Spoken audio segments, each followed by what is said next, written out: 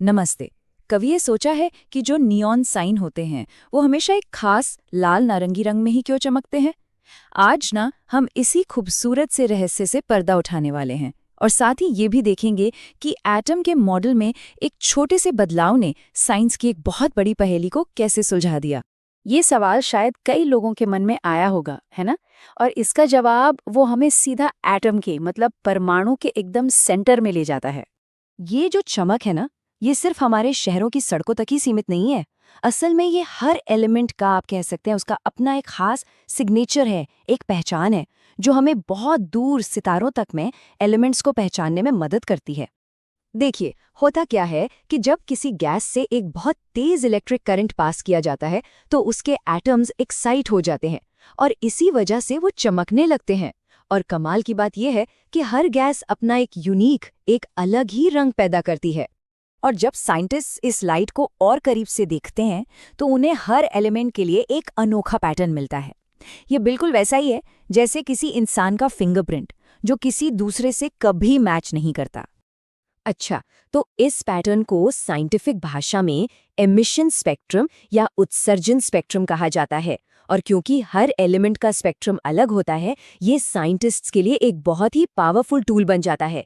इसी से तो वो पता लगाते हैं कि कोई भी चीज आखिर किस एलिमेंट से बनी है। तो सवाल ये है कि ये सब होता कैसे है?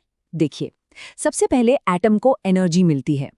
इस एनर्जी से उसका इलेक्ट्रॉन उछलकर एक ऊंचे ऑर्बिटल में, मतलब एक हायर एनर्जी लेवल में चला जाता है।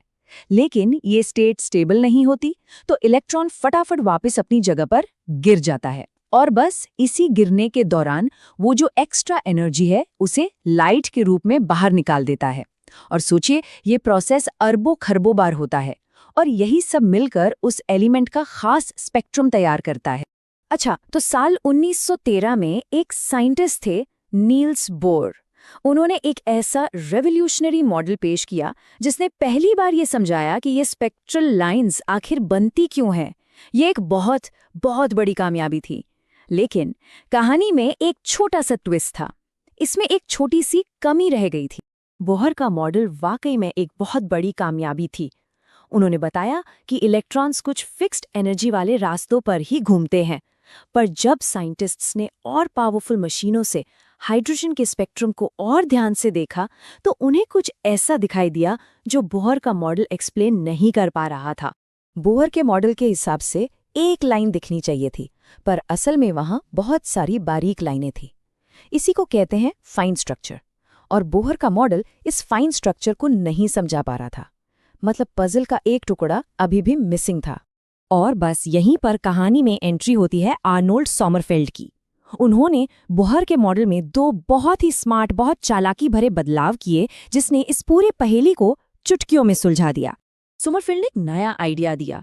उन्होंने कहा, क्या हो अगर इलेक्ट्रॉन सिर्फ गोल यानी सर्कुलर रास्तों पे ही नहीं बल्कि अंडे जैसे इलिप्टिकल रास्तों पर भी घूम सकते हों। और इतना ही नहीं, उन्होंने आइंस्टाइन की थियरी ऑफ रिलेटिविटी को भी इसमें जोड़ा, क्योंकि इलेक्ट्रॉन बहुत बहुत तेजी से घूमते हैं। और बस यही दो नए आइडियाज उस बारीक डिटेल को समझाने के लिए काफी थे। वो डिटेल जिसे बोहर का मॉडल एक्सप्लेन नहीं कर पाया था। तो इन अलग अलग शेप के इलिप्टिकल रास्तों को डिस्क्राइब करने के लिए सोमरफेल्ड ने एक नया नंबर दिया, एक नया कोड, जिसे एज्यूमुथिल क्वांटम नंबर या एल कहते हैं। अब इसका मतलब ये हुआ कि इलेक्ट्रॉन की एनर्जी सिर्फ इस बात पर डिपेंड नहीं करती कि वो न्यूक्लियस से कितना दूर है, बल्कि इस बात पर भी डिपेंड करती है कि उसका रास्ता, उसका ऑर्बिट कितना गोल है या कितना चपटा है।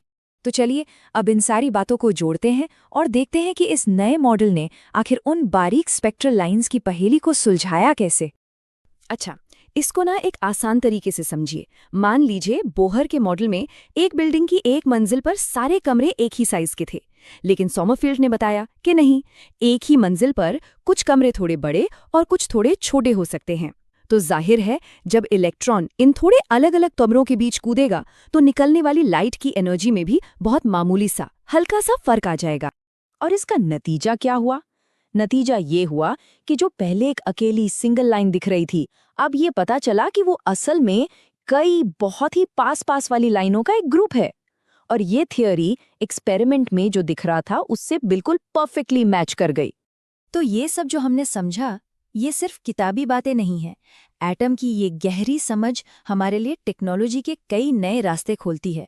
ये साइंटिफिक प्रोसेस का एक बेहतरीन एग्जाम्पल है ना, कि कैसे एक अच्छा मॉडल आता है, लेकिन जब कोई नई चीज़ पता चलती है, कोई नया सबूत मिलता है, तो उसे और बेहतर बनाया जाता है, ताकि वो असलियत को और भी ज़्यादा सही तरीके से समझा सके। तो देखा आपने कैसे एक साधारण से नियॉन साइन से शुरू हुई हमारी बात हमें एटम की गहराइयों तक ले गई। ये बस यही दिखाता है कि कैसे लाइट को एनालाइज करके हम सिर्फ अपने आसपास की दुनिया को ही नहीं, बल्कि इस पूरे ब्रह्मांड के बड़े बड़े रहस्यों को भी समझ सकते हैं।